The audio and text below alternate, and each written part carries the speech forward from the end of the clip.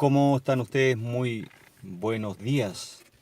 Aquí nuevamente estoy compartiendo con ustedes un espacio, un momento en mi vida para poder entregarles, como siempre, alguna enseñanza que Dios ha permitido. eh, Osadamente uno habla a veces en nombre de Dios.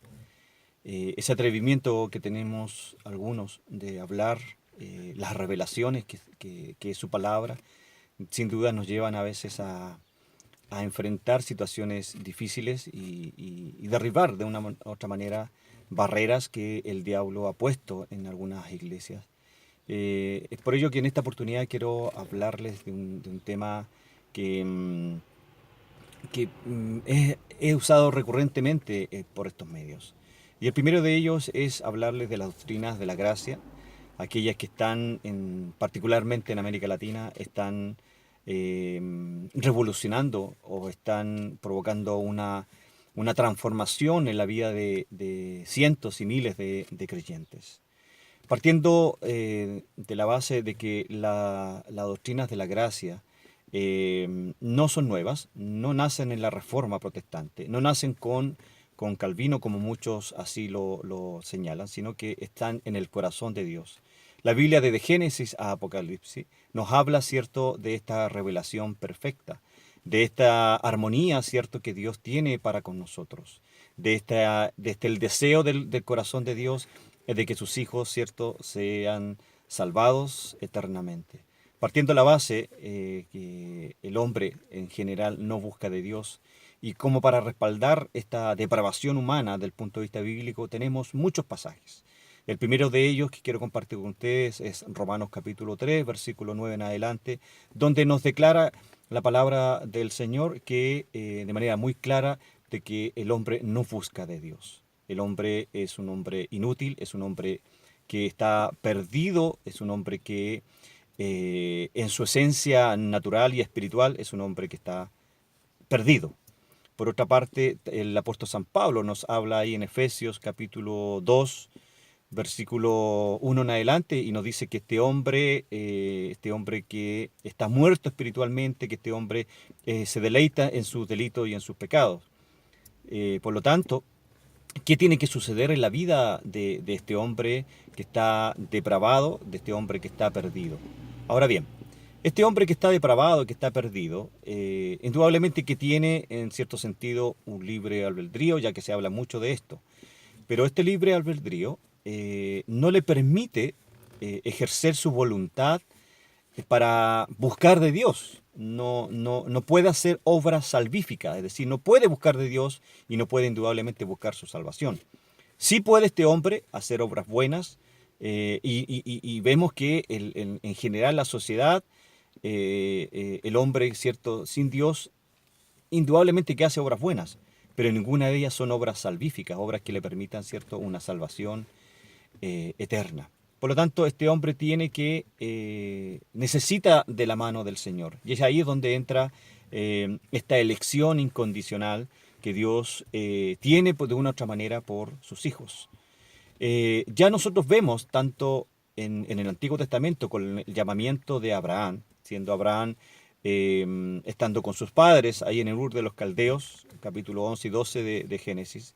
Dios llama a Abraham y siendo Abraham estando en la misma condición que están todos los seres humanos, perdidos, porque recuerden que Abraham estaba adorando dioses falsos ahí en Ur de los Caldeos, y Dios le llama, lo elige, ¿cierto? Y lo llama. Entonces, y le dice que le entregará una nación grande, ahí en Génesis capítulo 12, si mal no recuerdo, versículo 2 o 12, no me recuerdo muy bien, pero es bueno que ustedes lo puedan leer.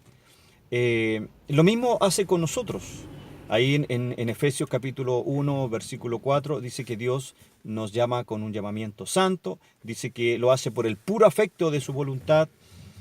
Por lo tanto, no existió nada bueno en nosotros. Aún el pueblo de Dios, el pueblo de Israel, nosotros vemos en Deuteronomio capítulo 7, verso 7, que dice que Dios eligió a ese pueblo, al pueblo de Israel, no porque fueran mejor que los demás, sino que sencillamente lo hizo por el puro afecto de su amor, de su misericordia y de sus propósitos divinos. Pero este hombre que Dios eligió, ¿cierto? De una u otra manera, solo es por el amor incondicional que Dios tiene hacia sus escogidos. De igual forma, mis estimados hermanos, debemos ver que en la historia nace Jesús, ¿cierto? Como dice el libro de Gálatas, capítulo 4, verso 4, dice que en el cumplimiento del tiempo Dios mandó a su Hijo. Pero este cumplimiento del tiempo permitió, ¿cierto?, que la muerte de Jesús, la muerte de nuestro Salvador Jesucristo, indudablemente que esa muerte eh, es la pregunta que debemos hacernos en esta mañana. Esa muerte expiatoria, ese sacrificio expiatorio, ese sacrificio vicario que Cristo hizo en la cruz, ¿es por toda la humanidad? A la luz de la respuesta, una respuesta lógica, indudablemente no es así. La muerte de Cristo no es para todos los hombres, la muerte de Cristo es para un grupo particular de seres humanos. Cristo no murió por toda la humanidad, porque si hubiese muerto por toda la humanidad, indudablemente no todos serían salvos. Entonces caeríamos en la falsa doctrina o antibíblica doctrina del universalismo. De la misma manera, si Dios murió por toda la humanidad, como dicen los arminianos, Dios murió por toda la humanidad y es el hombre quien tiene una participación activa, ¿cierto?, en esa elección. Me pregunto yo, Dios no hace las cosas a medias. Hay muchos versículos que podemos hablar en esta mañana, pero no quiero referirme a ninguno en particular porque es un video corto que estoy haciendo respecto a la condensación de las doctrinas de la gracia. Y luego, ¿cierto?, este llamamiento eficaz o este llamamiento, esta gracia eficaz, este llamamiento eficaz que Dios tiene. Es decir, que nadie puede resistirse a este llamamiento, nadie puede resistirse a esta gracia. Y como veíamos el ejemplo de Abraham, ¿cierto? Dios le dice, hey, ven. Lo llama y Abraham no se resiste. Vemos, ¿cierto?, el pueblo de Israel y Dios no se resiste. Vemos la elección soberana de Moisés para ser el libertador de su pueblo y Moisés al principio se resiste, pero posteriormente accede a este llamamiento eficaz. Vemos, ¿cierto?, en toda la Biblia que hay una gracia soberana, una gracia eficaz actuando en sus elegidos.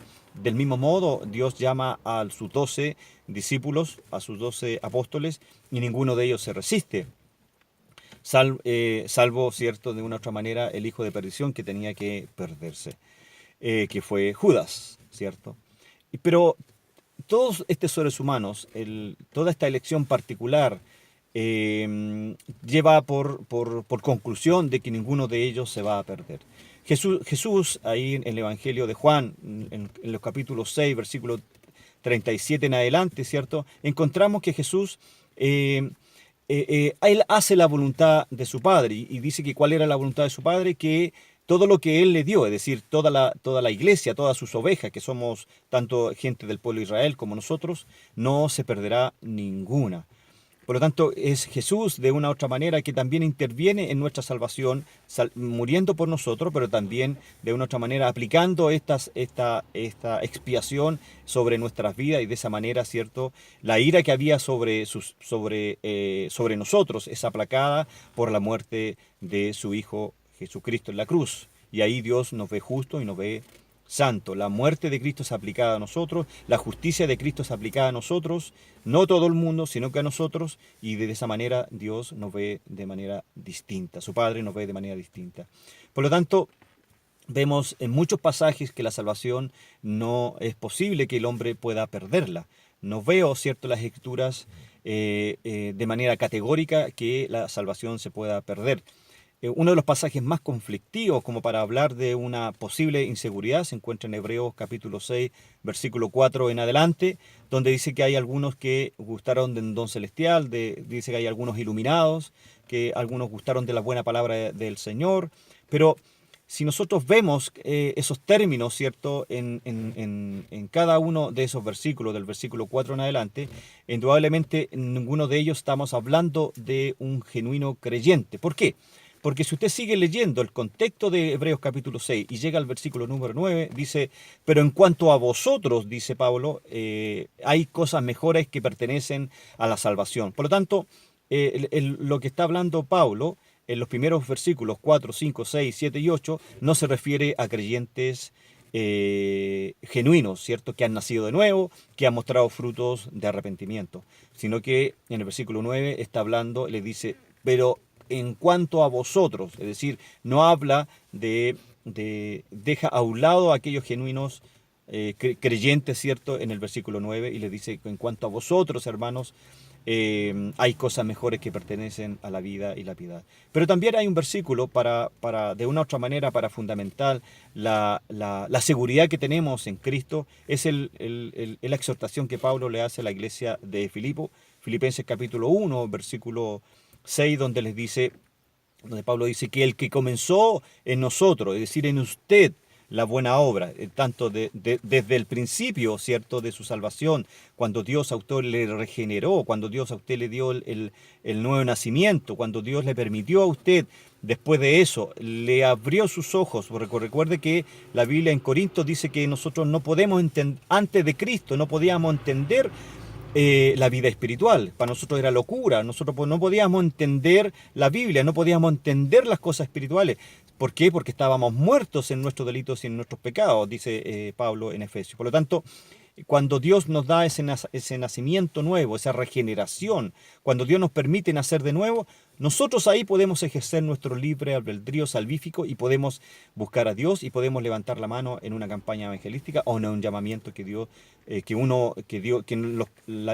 por medio de la predicación, Dios permitió que nosotros le conociéramos. Por lo tanto, el único medio para que el hombre pueda conocer a Dios es la predicación. Por eso que es necesario que nosotros prediquemos, por eso que nosotros es necesario que oremos por nuestros familiares, por nuestros amigos, por la gente que no conoce del Señor, y prediquémosles la verdad del Evangelio, ¿cierto?, con poder, pero principalmente con nuestro testimonio. Es importante que nuestro testimonio, tanto en el hogar, tanto en la vida secular, tanto en la vida en el trabajo, como en todas las esferas de la sociedad donde nosotros nos desarrollamos, sea consecuente con la vida cristiana. Por lo tanto, cuando Pablo dice en Filipenses 1:6, dice que el que comenzó en nosotros la buena obra, está hablando, ¿cierto?, de todo el proceso salvífico. Desde la eternidad pasada, Dios nos predestinó, como dice Pablo en Romanos capítulo 8, versículos 29 en adelante, dice que Dios nos predestinó desde la eternidad pasada. Dios nos eligió para ser hijos suyos, nos llamó, nos regeneró, Dios nos glorificó, dice, nos glorificará en el futuro. Por lo tanto, hay muchos que postulan que la salvación es una promesa, que la salvación es un proceso. No, Dios nos elige, Dios nos predestina de manera eterna, soberana, y no hay nada bueno en nosotros que Dios haya visto para poder escogernos, para poder ser hijos suyos. Por lo tanto, dice Filipenses 1:6 que el que comenzó en nosotros la buena obra, dice, la perfeccionará hasta el día de Jesucristo. ¿De qué manera Dios perfecciona nuestro andar, nuestro caminar, nuestra santidad?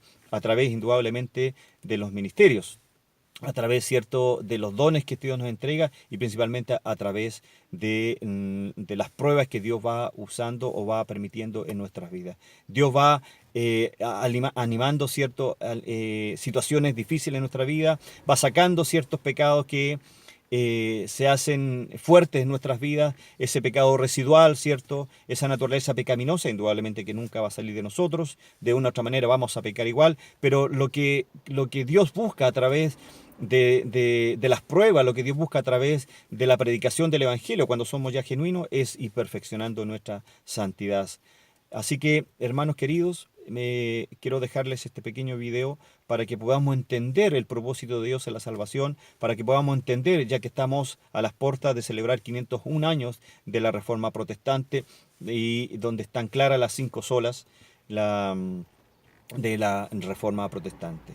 Finalmente, quiero animarles a estudiar las Escrituras, a ver si lo que de una u otra manera he dicho en estos videos, en este video corto y en todos los que están en mis redes sociales y en mi canal de YouTube, donde expongo estas 5 doctrinas de la gracia, podamos de una u otra manera, ustedes, ¿cierto?, les exhorto, les recomiendo, ¿cierto?, como los hermanos de Berea, puedan llegar a sus hogares, puedan confrontar a la luz de la palabra estas doctrinas de la gracia. Es decir, resumiendo, Dios nos demuestra claramente la Escritura de que somos seres depravados, la depravación total.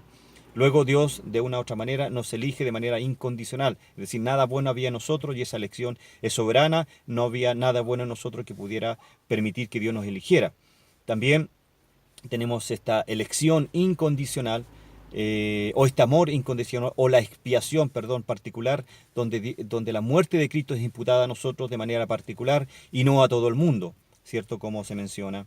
También este llamamiento, esta gracia eficaz, es irresistible, es decir, nadie puede resistirse y nadie puede caer del estado de gracia. Para finalmente concluir que la perseverancia o la preservación de los santos no es producto de nuestra fidelidad, sino que es producto de la fidelidad de Dios, porque Él dice en su palabra que el que comenzó en nosotros la buena obra, que es la salvación, la perfeccionará hasta el día de Jesucristo. Pero usted me puede preguntar, ¿qué pasa con las obras del creyente? ¿Qué pasa con las obras del genuino creyente?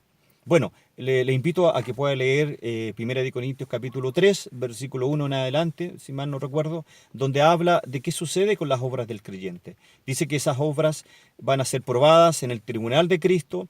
Dice que las obras buenas se quemarán, las obras malas que usted pueda desarrollar también van a ser quemadas, van a ser pasadas por el fuego que es el tribunal de Cristo. Y ahí vamos a recibir recompensa. Dice que la obra de cada cual se hará manifiesta, pero Él dice que Él mismo la aprobará, así como por fuego. Pero dice que Él mismo será salvo. ¿Qué significa esto? Que las obras no nos van a salvar, que nuestras obras, buenas o malas, no nos van a permitir mantener la salvación. Lo que nos hace permitir la salvación, hermanos amados, es la fidelidad de Dios. Dios es fiel desde principio hasta fin. La fidelidad de Dios, el amor de Dios es incondicional.